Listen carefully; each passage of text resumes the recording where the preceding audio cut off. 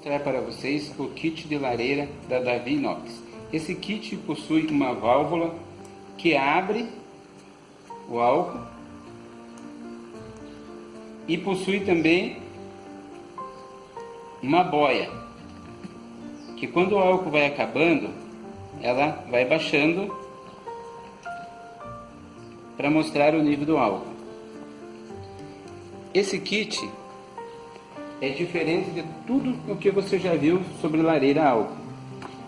Ele possui um reservatório separado aonde é colocado o álcool. Esse reservatório tem capacidade de 4 litros de álcool. Queima por 4 horas, 1 litro por hora.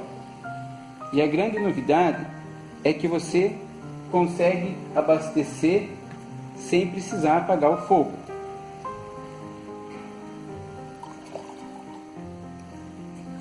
Sem problema algum de explosão. Então, essa é a novidade que vocês têm agora da Davi Inox. O kit a álcool Davi Inox com toda a segurança e qualidade da Davi Inox.